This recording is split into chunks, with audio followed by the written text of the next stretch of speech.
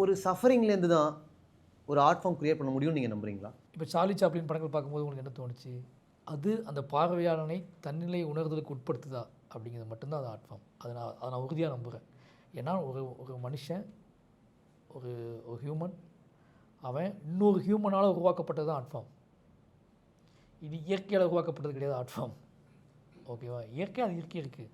அந்த இயற்கையை பார்த்து, அந்த இயற்கையை கற்றுக்கொண்டு, அந்த இயற்கையோட பழகி, அந்த இயற்கையோட ட்ராவல் பண்ணி, இன்னொரு நம்மளை மாதிரியே இன்னொரு சக மனுஷன் கிரியேட் பண்ணது தான் ஆர்ட் ஃபார்ம். அப்போ இன்னொரு சக மனுஷன் எதுக்காக கிரியேட் பண்ணுறான்னா, உன் கூட உரையாடுறதுக்கு, உன் கூட பயணப்படுறதுக்கு. அப்போ ஆர்ட் ஃபார்மில் என்ன முக்கியம் அப்படின்னா, தன்னிலை உணர்தல் தான் ரொம்ப முக்கியம். தன்னிலை உணர்தல் அப்படிங்கிறத நீங்கள் அனுபவிக்கிறது. அதை அனுபவிக்கும் போது என்ன நடக்கும்னா, உனக்கு நிறைய உணர்ச்சிகள் வரலாம். அது என்ன உணர்வாக வேணா இருக்கலாம். எல்லா உணர்வுகளுக்கும் உட்பட்டவன் தான் மனுஷன். அப்படிங்கும்போது நான் சிரிக்கவே இல்லையா மாரி செல்வராஜன் கேட்டால், அது எப்படி சிரிக்காமல் தூப்பேன்? இல்லை, உங்கள் படங்கள் அதுவும் இருக்கே.